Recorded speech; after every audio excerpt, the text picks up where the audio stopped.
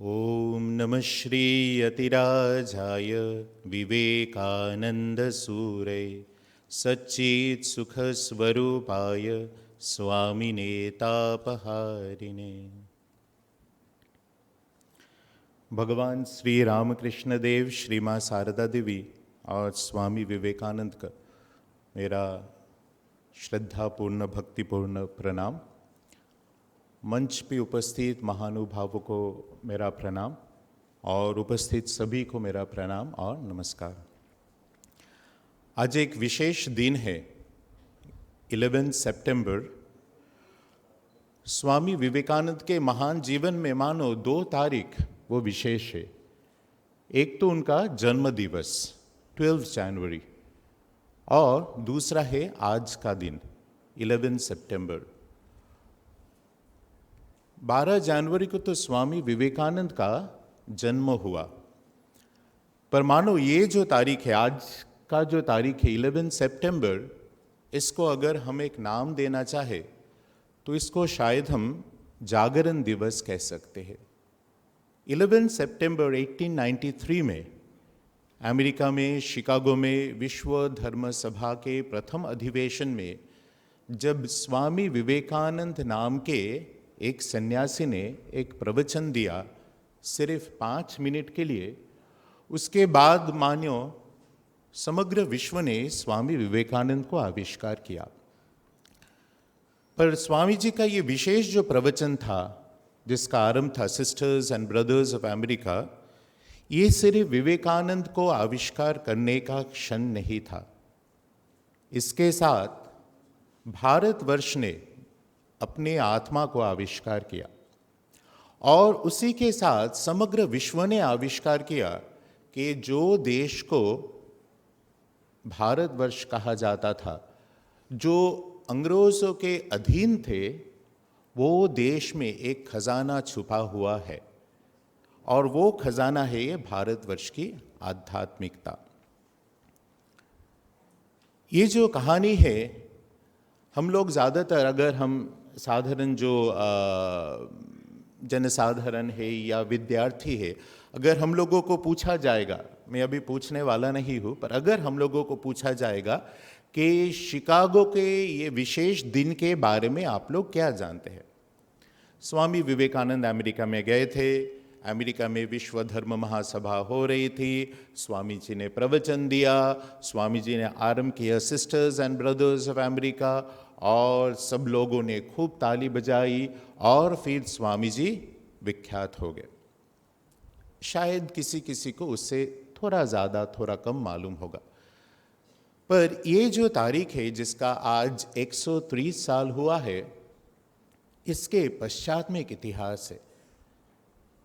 और बहुत समय पहले 1893 नहीं, हम लोग 1850s में जा सकते हैं और अगर हम समय के वो क्षण में पहुँचे तो हम लोग खुद को दक्षिणेश्वर में देखेंगे और दक्षिणेश्वर में देखेंगे कि श्री रामकृष्ण देव नाम के एक व्यक्ति वहाँ पे एक साधना कर रहे और वो जो उनकी साधना थी, उसमें से उन्होंने अनुभव किया, कोई पुस्तक में पढ़ के नहीं, कोई दूसरे से सुन के नहीं या परंपरा को सिर्फ मान के नहीं, उन्होंने अपने अनुभव में उन्होंने उसको जाना कि सभी धर्म सत्य है और उन्होंने जो तो मौत तो पौत, जितने मत है उतने पथ है, ये उन्होंने उपलब्धि की। तो हम 11 सितंबर को स्वामी जी ने समग्र विश्व को कहा कि सभी धर्म सत्य है, पर अगर हम पीछे जाते तो देखते कि श्री रामकृष्ण देव ने ये अनुभव किया कि सभी धर्म सत्य है। तो आज का ये जो उत्सव है, आज का ये जो समावेश है, अगर हम इतिहास में पीछे जाए तो क्या श्री रामकृष्ण देव के वो अनुभव में जाके हम रुक जाएंगे? नहीं, हम जा सकते हैं भारतवर्ष की ये पुण्य भूमि में और भी बहुत पहले, और जाते जाते 1000 नहीं, करीबन 5000 साल पीछे हम जा सकते। आज ये जो भूमि में हम लोग उपस्थित है, बैठे हैं, जो देश के हम वासी हैं, वो भारत भूमि में कुछ व्यक्तियों ने ये उपलब्धि किया कि एकम सद विप्रा बहुधा वदंती, कि सत्य एक है और लोग उनको अनेक अनेक रूप से कहते हैं। ये भारतवर्ष में ही उन्होंने उपलब्धि किया, यत्र विश्वम एक नीरह भवति। ये वो स्थान है जहाँ पे समग्र विश्व मानो एक नीर के रूप में खुद को प्रकाश किया।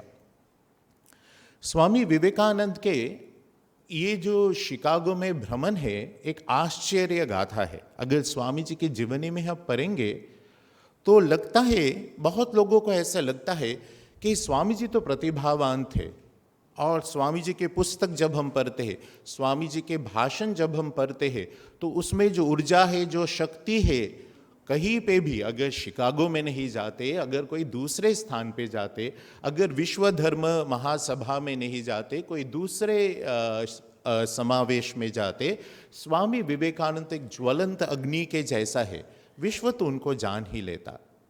पर अगर हम वो पीछे की जो कहानी को जानेंगे, पढ़ेंगे, तो एक अद्भुत ईश्वर के प्रति विश्वास और विशेष करके एक आत्मविश्वास जो स्वामी जी के अपने लक्ष्य पे था, और स्वामी जी का जो अमर वाणी है, उठो जागो अने ध्येय प्राप्ति सुधी मंडियार हो, ये सब कुछ मानो शिकागो की ये जो घटना है उसमें धीरे धीरे प्रकाशित होता है।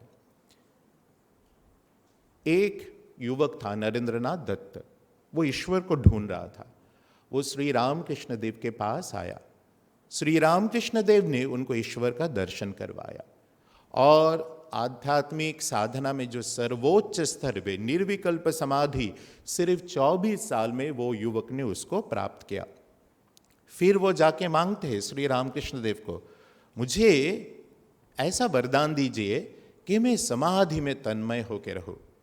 पर श्री रामकृष्ण देव उनको तिरस्कार करते हैं और कहते हैं कि मैं तो ऐसा सोचता था तू एक वट वृक्ष के जैसा होगा, और हजार हजार लोग तेरे छाया में आके उनको आश्रय मिलेगा। ये भी नहीं, एक बार श्री रामकृष्ण देव ने कागज में लिख के दिया, मैं बांग्ला में बोलता हूँ, नौरेन शिक्षे देवे। श्री रामकृष्ण देव के Bengali grammar was not perfect, spelling भी परफेक्ट नहीं थे, पर वो तो एक दैवीय शक्ति है ना, वो तो व्याकरण से पर है। श्री रामकृष्ण देव ने स्वयं लिख के दिया, नौरेन शिक्षे देवे, যখন ঘরে বাইরে হাঁক দেবে, नरेन शिक्षा देगा, नौरेन शिक्षे देवे, যখন जब घरे भारतवर्ष में और बाहरे बाहर में बहिर्विश्व में हाक देगा। हाक देगा माने मानो क्या कहेंगे उसको गुजराती में, डंकार देना, हाँ, टू प्रोक्लेम।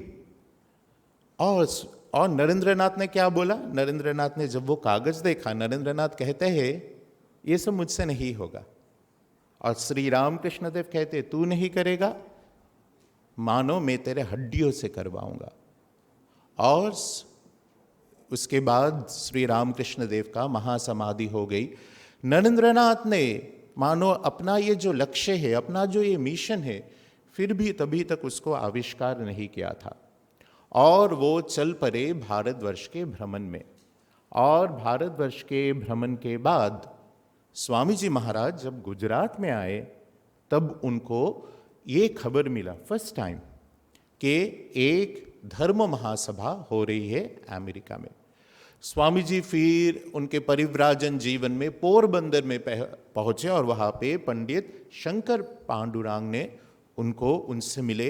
उनके अद्भुत प्रतिभा देख के, स्वामी जी के अद्भुत प्रतिभा देख के शंकर पांडुरंग आश्चर्य हो गए। वो कहे, स्वामी जी ये देश आपका जो महात्मा है वो नहीं समझेगा, आप विदेश में जाइए, वहाँ पे धर्म महासभा में जाइए। पर स्वामी जी का ये जो लक्ष्य था वो तो अपनी ख्याति के नहीं था, स्वामी जी का ये जो लक्ष्य था वो तो अपने प्रतिभा के विकास के लिए भी नहीं था। स्वामी जी ऐसे ही अपने परिव्राजन जीवन में चलते चलते वो दक्षिण भारत में वो मद्रास में पहुँचे, और तब वहाँ पे धीरे धीरे लोगों को मालूम पड़ रहा था कि शिकागो में एक धर्म महासभा हो रही थी। स्वामी जी का अद्भुत व्यक्तित्व, स्वामी जी का अद्भुत विद्वत्व, स्वामी जी के अद्भुत वाचन शक्ति और स्वामी जी के अद्भुत आध्यात्मिक प्रतिभा, सभी कुछ को देख के सभी लोग को वो लग रहा था, स्वामी जी आप शिकागो में जाइए। पर स्वामी जी ने इसको अपना, मानो जिसको हम बोलते ना कि चेन्नई में, तभी के समय मद्रास में नरसिम्हाचार्य चेन्नई में स्वामी जी के साथ एक स्थान पे वो पास पास कमरे में रहते थे। और रात के समय शयन के बाद नरसिम्हाचार्य को स्वामी जी के कक्ष से कोई वार्तालाप का शब्द सुनाई देगा। वो कक्ष में स्वामी जी अकेले रहते थे, पर मानो काफी देर तक, रात के बाद रात, स्वामी जी किसी के साथ बात कर रहे। और एक दिन नरसिम्हाचार्य ने स्वामी जी को पूछा, स्वामी जी आपके घर में आप किसके साथ बात कर रहे? और स्वामी जी ने उनको कहा, श्री रामकृष्ण देव बार बार मेरे सामने में आविर्भूत होके मुझे आदेश कर रहे कि सनातन धर्म के प्रचार और प्रसार के लिए, विश्व को सनातन धर्म के ये जो शांति की वाणी है, शक्ति की वाणी है, इसको विश्व को कहने के लिए मैं शिकागो में जाऊँ। मैं बार बार श्री रामकृष्ण देव को कह रहा हूँ। ये रामकृष्ण देव उनके स्वप्न में आए। स्वामी जी ने देखा कि मानो सागर है, सागर के किनारे स्वामी जी बैठे हैं और श्री रामकृष्ण देव आए। और श्री रामकृष्ण देव स्वामी जी के पास से चल के धीरे धीरे सागर के जल के ऊपर से चल के धीरे धीरे धीरे धीरे दूर जा रहे। और वो स्वामी जी को इशारा करे कि स्वामी जी उनको अनुसरण करे, और ऐसे हाथ उठा के दूर में कोई स्थान को दिखा रहे, बार बार उनको अनुप्रेरणा दे रहे, उनको पुकार रहे कि भारतवर्ष की ये जो वाणी है, आध्यात्मिक जो विचार है, ये सिर्फ भारतवर्ष के लिए नहीं है, समग्र जगत के लिए। और स्वामी विवेकानंद का जन्म हुआ है वो वाणी सारा जगत को सुनाने के लिए। फिर भी स्वामी जी नहीं माने। फिर स्वामी जी के मन में आया, श्री माँ शारदा देवी वो तो श्री रामकृष्ण देव के प्रतिनिधि है, क्यों ना मैं माँ को पूछूं, वो पत्र लिखते हैं। और माँ शारदा देवी जब वो पत्र को पढ़ती है, वो भी चिंता में रहती है। वो कहती है थोड़ा समय दो, मैं जवाब दूंगी। और कुछ दिन बाद उनको भी ये स्वप्न में दर्शन हुआ कि श्री रामकृष्ण देव सागर के, समुंदर के पार जा रहे और नरेंद्रनाथ को बुला रहे। और उन्होंने पत्र लिखा स्वामी जी को कि तुम जाओ अमेरिका में। और फिर स्वामी जी अमेरिका में पहुंचे। उनके मद्रास के युवक थे, अनुयायी थे, खेतरी के राजा थे, सभी लोगों ने मदद की। पर उन लोगों को मालूम नहीं था कि अमेरिका एक अलग देश है, वहाँ का जो प्रकृति है, टेम्परेचर है, वो सब अलग है। स्वामी जी पहले पेनिनसुलर नाम के जहाज़ में और फिर एम्प्रेस ऑफ इंडिया के जहाज़ में पहुँचे। रास्ता वो काफ़ी लंबी थी। श्रीलंका में गए, फिर पेनंग में गए, फिर सिंगापुर में गए, फिर हांगकांग में गए, और फिर ऐसे करके कनाडा होके, फिर ट्रेन से होके वो शिकागो में पहुँचे। और बीच में जापान में भी गए। और जापान में जब वो गए, वहाँ पे उनका मुलाकात हुई जमशेदजी टाटा से। और तब जमशेदजी टाटा को स्वामी जी ने अनुप्रेरणा दी। बाद में जमशेदजी टाटा के पत्र में इसे हम लोगों को जानने के लिए मिलता है कि ये जो टाटा ग्रुप्स का ये जो देश के प्रति सेवा है, और विशेष करके ये जो इंस्टीट्यूट ऑफ साइंस रिसर्च है, उसका प्रेरणा टाटा जी को स्वामी विवेकानंद से ही मिला था। स्वामी जी पहुँचे शिकागो में, और जो विशेषज्ञ है वो कहते हैं कि स्वामी जी जुलाई 30 को पहुँचे। और फिर बाद में स्वामी जी तब जब पहुँचे, तब उनको मालूम पड़ा कि काफ़ी देर बाद वो शिकागो का वो धर्म महासभा वो होने वाली है। और शिकागो का जो शहर था उसमें बहुत खर्चा होता था। स्वामी जी के पास जो पैसे थे, स्वामी जी ने देखा ये तो काफ़ी नहीं है, यहाँ पे अगर मैं रहूँगा तो शायद भूख से ही मुझे मर जाना पड़ेगा। और फिर स्वामी जी को किसी ने कहा बॉस्टन में जाइए, बॉस्टन का जो शहर है वहाँ पे खर्चा कम होता है। स्वामी जी बॉस्टन में गए और उनको ट्रेन में एक महिला से वो मिले, केट सैनबॉर्न, और उन्होंने स्वामी जी को अपने घर में लेके गए। वहाँ पे स्वामी जी के साथ उन्होंने परिचय करवाया प्रोफेसर हेनरी राइट के साथ। प्रोफेसर हेनरी राइट वो जब स्वामी जी से मिले और स्वामी जी से बात किए, उन्होंने स्वामी जी कहा, स्वामी जी आपको तो शिकागो में जो धर्म महासभा हो रही है उसमें जाना ही है। पर स्वामी जी ने कहा मेरे पास तो कोई परिचय पत्र नहीं, क्रेडेंशियल्स नहीं है। तो जॉन हेनरी राइट ने एक आश्चर्य बात कही। उन्होंने कहा कि स्वामी जी आपके पास से आपका परिचय पत्र मांगना मानो सूर्य को पूछना है कि सूर्य का क्या अधिकार है कि वो जगत को रोशनी दे सके। और फिर उन्होंने एक परिचय पत्र लिख दिया। कौन? एक डॉक्टर बरोज थे जो शिकागो के धर्म सभा के वो व्यवस्थापक थे, और उनको स्वामी जी के बारे में प्रोफेसर राइट ने लिखा। यहाँ पे एक व्यक्ति से मैं मिला हूँ जिनका परिचय पत्र, जिनके नाम पे परिचय पत्र मैं आपको भेज रहा हूँ, और हमारे जितने सारे विशेषज्ञ हैं प्रोफेसर से, उन सब को मिला के जो विद्वत्ता होगी, इनका विद्वत्ता उनसे भी बहुत अधिक है। और स्वामी जी को लगा कि चलो अभी मैं शिकागो धर्म महासभा में मैं भाग ले सकता हूँ। पर जब वो ट्रेन में वापस आ रहे थे और जहाँ पे उनको जाना था वहाँ का जो एड्रेस था, उन्होंने किसी को कहा कि ये स्थान कहाँ पे है, मुझे बोल सकते हैं? वो कहा हाँ मैं बोल सकता हूँ। और बाद में ऐसा हुआ कि वो आदमी जल्दी से वो ट्रेन से वो उतर गया, उनके पास वो एड्रेस का वो छोटी सी पर्ची थी, और मानो वो अचानक भीड़ में जाके वो खो गया। अचानक Swami ji is back to the blanks, और फिर उनको मालूम नहीं क्या करना है। स्वामी जी ऐसे ही चल रहे हैं, भूखे हैं, प्यासा है और थके हैं, पर ईश्वर के प्रति विश्वास उन्होंने नहीं छोड़ा। और ऐसे ही चलते चलते चलते चलते थक के रास्ते में एक कोने में वो बैठ गए, और अचानक सामने का जो महल था, वो स्थान था धनियों का स्थान। वो अचानक एक दरवाज़ा खुल गया और उसमें से एक महिला निकली, और वो थी मिसेस हेल। वो स्वामी जी को जानते नहीं थे, पर वो बाहर आई, रास्ते में आई, स्वामी जी के पास आई, और उन्होंने पूछा आप क्या धर्म महासभा के एक प्रतिनिधि है? स्वामी जी ने कहा हाँ। और मिसेस हेल स्वामी जी को अपने घर में कक्ष में लेके गए, और फिर बाद में मिसेस हेल स्वामी जी को लेके धर्म महासभा के जो कार्यालय है वहाँ पे गए। ये घटना जब वो घट रही थी, द डे वॉज 9 सितंबर, सिर्फ 2 दिन पहले। और फिर 11 सितंबर को ये धर्म सभा आरंभ हुई, और स्वामी जी ने अपना प्रवचन दिया, सिर्फ 5 मिनट का एक प्रवचन। और वो प्रवचन में स्वामी जी ने क्या कहा? स्वामी जी ने, हम लोगों को लगता है कि स्वामी जी ने हिंदू धर्म का प्रतिनिधित्व करने के लिए शिकागो में गए, पर अगर हम वो प्रवचन पढ़ेंगे वहाँ पे शायद, मुझे जहाँ तक स्मरण हो रहा है, स्वामी जी हिंदू शब्द का उच्चारण सिर्फ एक बार करते हैं।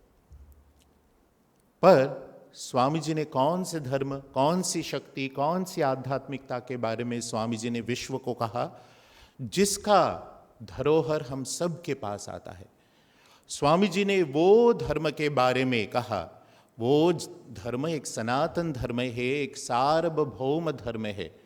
स्वामी जी अपने एक पत्र में अपने गुरु भाई स्वामी रामकृष्णानंद जी को लिखते हैं श्री रामकृष्ण देव के धर्म के बारे में, और कहते हैं, मैं अंग्रेजी में पहले बोलता हूँ, रिगार्डिंग श्री रामकृष्ण रिलीजन, श्री रामकृष्ण के धर्म के बारे में अगर बात करें, let the Hindus call it Hinduism, Hindu उसको हिंदुत्व कह सकता है, हिंदू धर्म कह सकता है, and others call it what they want. और दूसरे क्रिश्चियन हो, मुसलमान हो, यहूदी हो, बौद्ध हो, अगर अविश्वासी भी हो, निरीश्वरवादी भी हो, कोई भी हो, श्री रामकृष्ण देव का, स्वामी जी का ये जो धर्म है वो भारतवर्ष का, वेदांत का सार्वभौम सनातन धर्म है। वो सर्वजनीन है, सबके लिए है, वो सार्वजनीन है, और वो सबके द्वारा साधित हो सकता है। स्वामी जी ने यही वाणी विश्व के सामने, सबके सामने रखा। पर दुख की बात है कि 130 साल बाद भी 5000 साल पहले वेदों में जो वाणी उच्चारित हुई थी, श्री रामकृष्ण देव ने जो अनुभव किया, स्वामी जी ने विश्व धर्म महासभा में 130 साल पहले जो वाणी सबको सुनाया, मानो हमको वो सुनाई नहीं दे रही। और अभी भी संप्रदायों में, धर्मों में एक लड़ाई है, एक युद्ध है। हम लोग देख रहे हैं कि देश और देशों के बीच एक युद्ध हो रहा है। उसका कारण एकमात्र धर्म। सिर्फ स्वामी जी के ये जो आज की सभा है, ये सभा विशेष करके एक युवा समावेश क्यों है? फिर से स्वामी जी के और एक विचार के प्रति हमको जाना पड़ेगा। स्वामी जी कहते हैं कि भारतवर्ष फिर से जाग उठेगा। और हम देख रहे, जैसे यहाँ पे कुछ प्रतिनिधि है इसरो से, कुछ समय पहले G20 का जो समिट था, और हम लोग जो थोड़ा उम्र के हो चुके हैं, अभी हम लोग जब चारों तरफ देख रहे हैं, मानो लग रहा है कि हाँ, देश धीरे धीरे वो जाग उठ रहा है। स्वामी जी का जो सपना है वो सफल हो रहा है। पर ये जो यात्रा है अभी भी बाकी है। और स्वामी जी ने ये जो जिम्मेदारी है, देश का ये जो ऐश्वर्य है उसको पहचानने के लिए, देश का ये जो आध्यात्मिकता है उसको अपने जीवन में लाने के लिए, और भारतवर्ष की ये जो धर्म की वाणी है समग्र विश्व में बांटने के लिए, स्वामी जी ये जिम्मेदारी आप लोगों के ऊपर छोड़ के गए हैं। इसीलिए आज यहाँ पे आप लोग जो युवा यहाँ पे उपस्थित, आप खूब भाग्यशाली है। आज स्वामी जी आपको पुकार के कह रहे कि उठो जागो, और सिर्फ अपने जीवन में अपने लक्ष्य के प्रति भरना ही तुम्हारा जीवन का लक्ष्य नहीं। तुम भारतवासी हो, तुम भारत माता के संतान हो। भारतवर्ष का जो ऐश्वर्य है उसका तुम उत्तराधिकारी हो। उसको जानो, उसको पहचानो, और धीरे धीरे समग्र विश्व में ये ज्योति को जलाओ। अंत में मैं स्वामी विवेकानंद, श्री माँ शारदा देवी और स्वामी विवेकानंद को प्रणाम करके ये प्रार्थना करता हूँ कि 130 साल से रामकृष्ण मठ और रामकृष्ण मिशन, जिनका 125 साल का उत्सव हम मना रहे, कितने सारे समावेश हुए, मंच से कितने बार आश्रम के सन्यासियों ने और महानुभवों ने बार बार देश के युवाओं को पुकारा और कहा कि तुम्हारे ऊपर स्वामी जी जो जिम्मेदारी छोड़ के गए हैं उसको जानो, उसको पहचानो। मुझे मालूम नहीं आज यहाँ पे जो युवक बैठे, कोई कच्छ से आए हैं, कोई राजकोट से आए हैं, कोई हमारे आश्रम के जो विद्यार्थी भवन है वहाँ के विद्यार्थी, और स्थान स्थान से, बहुत स्थान से युवा आए हैं। शायद आप वो युवा हो सकते हैं, इसीलिए आज स्वामी जी आज आपको ये सभा में लेके आए हैं। इसीलिए आप लोगों को कुछ पुस्तक दिया जाएगा, वो पुस्तक को पढ़ना। वहाँ पे स्वामी जी को अमर वाणी की खोज आपको मिलेगी। और फिर से अपने हॉस्टल में, अपने यूनिवर्सिटी में, अपने कॉलेज में, अपने रोज़ की ज़िंदगी में, अपने फेसबुक में, अपने मोबाइल फ़ोन में, और अपने नवरात्रि के गरबा में, एक्सेट्रा एक्सेट्रा एक्सेट्रा, सब कुछ में जब फिर से आप खो जाएंगे, बीच बीच में स्वामी जी के वो पुस्तक को पढ़ना। मुझे विश्वास है कि क्योंकि स्वामी जी महाराज आप लोगों के ऊपर वो जिम्मेदारी छोड़ के गए हैं, आप ही वो युवा है जो फिर से भारतवर्ष को एक जागरण का एक दिन दिखाएंगे, और जो फिर से भारतवर्ष के ये ऐश्वर्य को जगत के साथ बांटेंगे। आज जागरण का दिवस है, इसीलिए स्वामी विवेकानंद का तीन बार खूब आनंद, खूब हर्ष, खूब शक्ति, खूब ऊर्जा के साथ जय घोष करके हम सब स्वामी विवेकानंद के पास से आशीर्वाद मांगते हैं कि स्वामी जी हम लोगों को उनके ये कार्य को करने की शक्ति दे। स्वामी विवेकानंद की, स्वामी विवेकानंद की, स्वामी विवेकानंद की। धन्यवाद।